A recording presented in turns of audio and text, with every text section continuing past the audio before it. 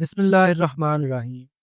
حضرت مریم وہ متقی اور پاک دامن خاتون ہیں جن کے نام پر قرآن کریم میں ایک مکمل ہستی نازل ہوئی، اور قرآن کریم ان کی ولادت، پرورش اور ان کے ساتھ حضرت عیسیٰ کی ولادت کے واقعات کو تفصیل کے ساتھ بیان کرتا ہے، تاکہ لوگوں کو اللہ تبارک و تعالیٰ کے محبوب بندے کے بارے میں کوئی شک و شبہ نہ ہو۔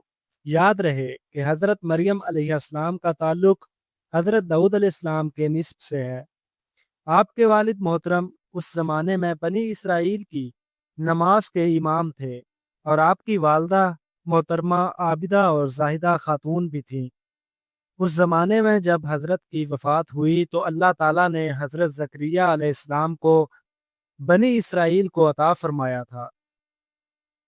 عمران اسلام کی والدہ کے ہاں کوئی اولاد نہ تھی، اس لیے انہوں نے اللہ کے نام پر نظر مانی کہ اگر ان کی اولاد ہوئی تو وہ اسے بیت المقدس کی خدمت کے لیے وقف کر دیں گی۔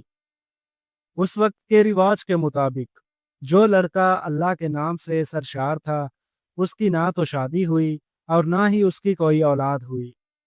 دنیاوی لذتوں میں دلچسپی رکھتے تھے اور صرف عبادت گاہ کی خدمت کرتے تھے اور خود عبادت میں مصروف رہتے تھے۔ حضرت بی بی مریم کی والدہ نے بھی ان کے لیے بیٹے کی برکت کی دعا کی، کیونکہ رسم کے مطابق عبادت گاہ کی خدمت کے لیے صرف لڑکوں کو ہی قبول کیا جاتا تھا، لڑکیوں کے لیے اس کی اجازت نہیں تھی۔ مریم کے کاف کا حقدار کون ہوگا؟ اس مقابلے میں حضرت زکریا بھی شامل تھے۔ اللہ تعالیٰ نے اس کے قلم کے پانی کے بہاؤ کے مخالف سمت میں بہا دیا، اور وہ اس کی پرورش کا حقدار ہو گیا۔ اور بی بی مریم کو اللہ کی مرضی کے مطابق حضرت زکریا کے کاف میں دیا گیا۔ حضرت زکریا کی بیوی حضرت مریم کی خالہ تھی، اس لیے ان سے بہتر کون ان کی دیکھ بھال کر سکتا تھا۔ اسی طرح حضرت مریم نے آپ کے لیے بیت المقدس میں رہائش حاصل کی۔ ایک کمرہ مختص کیا گیا جہاں حضرت زکریا کے علاوہ کوئی نہیں جا سکتا تھا۔ آپ دن رات اللہ کی عبادت میں مشغول رہتے تھے۔ حضرت زکریا جب بھی آپ کے پاس آتے تو حیران ہوتے کہ آپ کے پاس موسم کے پھل ہیں۔ گرمیوں کے پھل سردیوں میں آپ کے کمرے میں ہوتے تھے، اور سردیوں کے پھل گرمیوں میں آپ کے کمرے میں ہوتے تھے۔ حضرت زکریا حیران ہوئے اور پھر حضرت مریم سے پوچھا کہ یہ پھل کہاں سے آتے ہیں؟ آپ کو کون دیتا ہے؟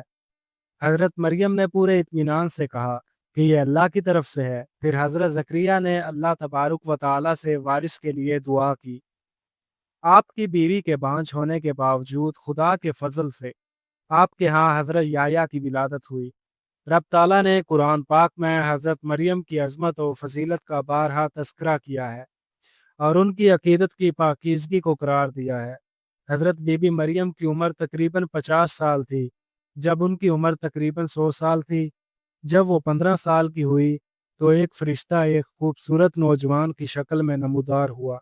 آپ صلی اللہ علیہ وسلم کو دیکھ کر حضرت مریم خوفزدہ ہو گئیں اور اپنی عزت کی حفاظت کے لیے پریشان ہو گئیں۔ اگرچہ فرشتے کے چہرے پر تقویٰ کے آثار نمایاں تھے، لیکن بیوی نے اپنی عزت کی حفاظت کے لیے اپنے آپ کو اللہ کی حفاظت میں دے دیا۔ یہ تقویٰ اور افق کا ایک امتحان تھا جو اکثر اللہ کے خاص بندوں پر ہوتا ہے۔ اس نے اس شخص کو وہاں سے جانے کو کہا۔ اس کی پریشانی دیکھ کر نوجوان بولا، پریشان ہونے کی ضرورت نہیں، میں انسان نہیں، اللہ کا بھیجا ہوا نبی ہوں۔ فرشتے نے اپنے آنے کی وجہ بتاتے ہوئے کہا، میں آپ کو ایک پاکیزہ اور بابرکت بچے کی ولادت کی بشارت دینے آیا ہوں۔ حضرت مریم بہت حیران ہوئیں اور کہنے لگیں کہ یہ کیسے ممکن ہے، کیونکہ میری شادی نہیں ہوئی تھی۔ فرشتے نے کہا، اس سے پہلے اللہ تعالیٰ نے حضرت آدم علیہ السلام کو بغیر ماں اور باپ کے جنا تھا، فرمایا، اور حضرت حوا کو صرف ایک انسان کے وجود سے پیدا کیا گیا۔ جب حضرت مریم نے ولادت کی تو وہ دور دراز مقام پر چلی گئیں۔ اس بارے میں بہت سے بزرگوں نے ایک واقعہ بیان کیا ہے کہ جب آپ کا حمل ظاہر ہوا تو سب سے پہلے آپ کے بارے میں سوال کرنے والا بنی اسرائیل کے متقی اور طارق شخص وہب بن منوع تھے، جو آپ کے ماموں کے بھائی تھے۔ انتہائی تعجب سے پوچھا کہ اے مریم، کیا بیج کے بغیر فصل اگ سکتی ہے؟ اس نے کہا، ہاں، بتاؤ پہلی بار فصل کس نے بنائی؟ پھر پوچھا کہ کیا مرد کے بغیر بچے پیدا ہو سکتے ہیں؟ اس نے کہا ہاں، اللہ تعالیٰ نے حضرت آدم کو بغیر والدین کے پیدا کیا۔ پھر اس نے کہا ٹھیک ہے، اپنی خبر دو۔ حضرت مریم نے کہا کہ اللہ تعالیٰ نے مجھے بشارت دی ہے، اس نے اپنی طرف سے ایک نشانی دی ہے جس کا نام مسیح عیسیٰ بن مریم ہوگا۔ وہ دنیا و آخرت میں شریف آدمی ہوں گے اور بچپن اور بڑھاپے میں لوگوں سے کلام کریں گے۔ محمد بن اق کہتے ہیں کہ جب بنی اسرائیل میں حضرت مریم کے ہاں بچہ پیدا ہونے کی خبر عام ہوئی تو بہت سے لوگوں نے حضرت زکریا کے گھر آنا چھوڑ دیا اور آپ پر بدگمانی شروع کر دی۔ یہ بچہ ان سوالات کے جوابات دے گا۔ باغی لوگوں نے کہا یہ دودھ پینے والا بچہ ہمارے سوالوں کا جواب کیسے دے گا؟ ہم اس سے بات کیوں کریں؟ برادری کا یہ بیان سن کر حضرت عیسیٰ نے تقریر شروع کی۔ اللہ تعالیٰ نے قرآن پاک میں اس کا تذکرہ اس طرح کیا ہے، اور جب بچے نے کہا کہ میں اللہ کا بندہ ہوں اور اس نے مجھے کتاب دی اور مجھے نبی بنایا، اس نے مجھے مبارکباد دی، میں کہیں ہوں، اس نے مجھے نماز پڑھنے اور وفا کرنے کا حکم دیا، جب تک میں زندہ ہوں گا میں اپنی ماں کے ساتھ اچھا سلوک کروں گا اور مجھے بڑی بدقسمتی نہیں ہوگی۔ مجھ پر درود و سلام ہو جس دن میں پیدا ہوا، جس دن میں مروں گا اور جس دن میں زندہ ہوں گا۔ حضرت عیسیٰ علیہ السلام کی زندگی کے بارے میں اسرائیلی روایات میں بے شمار کہانیاں موجود ہیں۔ ان میں سے ایک بائبل میں ہے جو حضرت وہب بن منوع سے روایت ہے۔ حضرت عیسیٰ کی ولادت کی رات کو فارس کے بادشاہ نے آسمان پر ایک روشن ستارہ چمکتے دیکھا۔ اس نے نجومیوں سے دریافت کیا تو بتایا گیا کہ اس ستارے کے طلوع ہونے سے ایک عظیم شخصیت کی ولادت کی خبر آتی ہے جو سرزمین شام میں پیدا ہوئی ہے۔ بادشاہ نے خوشبو کی مثال لے کر ایک وفد سرزمین شام کی طرف روانہ کیا۔ شام کی سرزمین پر پہنچ کر وفد نے یہودیوں کے بادشاہ سے سارا حال دریافت کرنا چاہا۔